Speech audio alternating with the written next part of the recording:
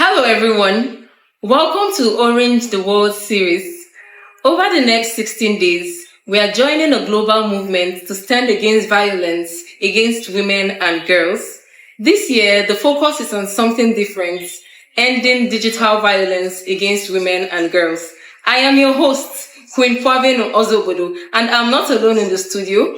With me is a phenomenal man, very passionate and committed to, social impact and women's safety, Mr. Surajuddin Isa Muhammad. Welcome, sir. Thank you very much for having me here. I'm so glad to be here for this show. Glad to have you too. Thank you. So let's talk about the movement, Orange the World. Like you know, Orange the World is a global movement to stand against violence against women and young girls. Yeah. And this year, they were shining the light on something different, digital violence, ending digital violence against women and girls. In the online space these days, a lot of women face harassment, threat messages, stalking, and that's will be our focus over the next 16 days. So I would like to know, Mr. Surajuddin, when you hear gender-based violence, what comes to your mind?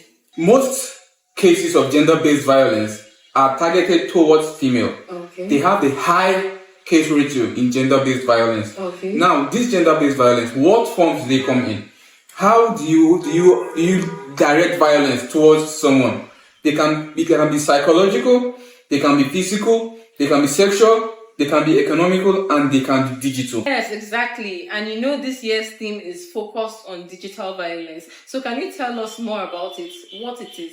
Okay. Digital violence. Digital violence simply refers to the violent or harmful acts targeted towards these ladies in the digital space. Okay. And these acts, they are usually fostered or implemented using the technological tools such as your phones, your systems, and all of that. Okay. Now, what are these forms of digital violence? It can be cyber stalking, Okay. it can be cyber bullying, it can be doxing. Doxing in the sense that you're sharing out someone's personal information without their consent. Another form of this digital violence, which is a very sensitive part, is consensual sharing of intimate objects, or intimate images online, rather. Okay. Yeah. Now imagine a lady coming online to see intimate images she had with someone online. Like, what kind of effect do you think it's going to have on the lady? It's going to traumatize her. Yeah. She will be psychologically affected. Because this digital violence, they have several impacts on the victims. True. What are these impacts? You tend to see the ladies, they become socially isolated. Yeah, withdrawn. They become withdrawn from the society. Because it causes stigma. People begin to see them in a different light. Yeah. And now what does it do to them? They lose confidence. They lose confidence in themselves. Yeah. There's no freedom. They become traumatized. Yeah, due to shame and guilt. Exactly. That is one of it. Now, another impact of digital violence or another effect of digital violence, it can be economical. Most people tend to lose their jobs. True. Very correct. You tend to lose your job because coming online and you see images, especially when you represent a brand as a lady. Now you come online, your images are online, they are being shared. That is, your intimate images are online. It doesn't just have impact on you. Yes, it have impact on your brand, your family, and all of that. True. So it can have economical effects in the sense that you lose your jobs. Like I said, it has psychological effects. And I think another side to this economical effect could be, most times the ladies get blackmailed. Exactly. For money. Exactly. So they are losing money. Yes, and at the end of the day, those contents are later published. Exactly. Because you can't satisfy a greedy man. He keeps extorting you for money. Very true. And at some point, you won't be able to supply him that money. You won't be able to meet his request. So at last, everything is out there. You're still at the losing end. So that's part of it. Thank you so much, Mr. Surajuddin. But we'll come back to this maybe in other episodes. Okay. For now, let's go back to gender-based violence. Okay. Could you tell us why an average Nigerian or why an average person should be part of the Orange the World movement? Why they should join in this stand against gender-based violence against women and young girls? I feel everyone should join in this movement because, number one, it could happen to anybody. Yeah. It could be you, it could be me, it could be your sibling. True. Anybody can be a victim. Very correct. Now imagine it happens to somebody close to you, or it happens to you. If we come out now, we advocate against this, the chances of it happening is going to be very less. Very true. We have to stop it before it gets to you or someone close to you. Very correct. So we have to be actively engaging in trying to curb out this digital violence. Yes. So another reason why I feel like we should be actively trying to curb out this violence, it can have effects on families. In fact, not just family, not just communities. It can have effects on the generation. Because this thing, it creates stigma where not just you are affected. Yeah, a ripple effect. It's a ripple effect. Yeah. And that is why we need to break that chain now. Yeah. If we don't do it now, nobody else will do it for us. We need to actively engage in the advocacy to curb out this digital violence so that we all can have a safe space for survival. Very correct. Another reason, it can have economical effects. True. It will affect the nation. It could affect the nation. It could affect the brand. It could affect the company. And one way or the other, whether we like it or not, it will affect us. Because the economy is driven by our acts.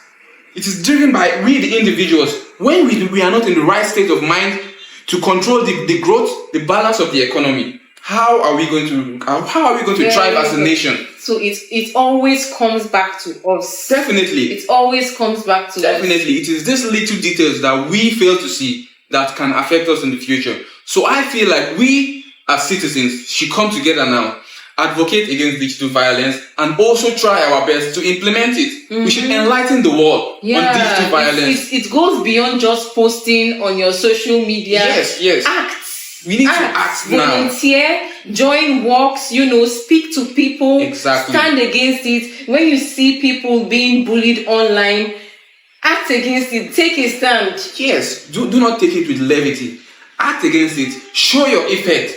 Make an impact. Stand and make a change now. Thank you so much, Mr. Surajuddin. So rounding up, I would like to know, how can we make the digital space safer for women and girls? I think the first way to curb out this digital violence is the most important one should be awareness. Creating awareness. Enlightening people. Yes, enlightening people on the dangers, the consequences, the effect it has on these girls. Because if people are well aware and informed of the effect it has, they will do better. They will try to do better. If not for anything, for the fact that they are humans with sympathy, they will try to do better. Another one is, I feel like we should create a better support system where these girls can be heard, they can be listened to without being judged. Yes, a system that welcomes them, irrespective of their stories, doesn't judge them.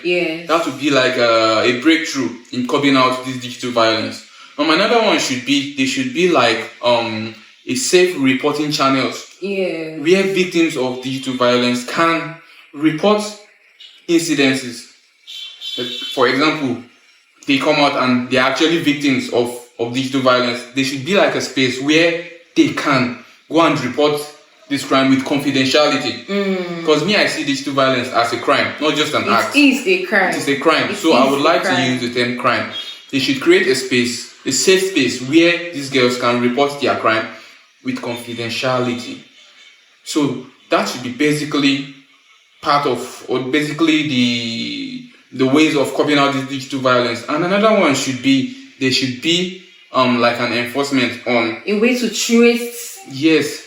More like an enforcement on digital violence instigators. A working enforcement. Because I believe digital violence is still violence. Exactly. It's always overlooked, but I still believe it is violence and it has harm. It has effects on these ladies. And not just, a one-time effect. This thing could create a ripple effect that could even affect generations. And we need to break that cycle now. So thank you so much, Mr. Surajuddin, for being a part of our series today. Thank you. I hope to have you here some other time.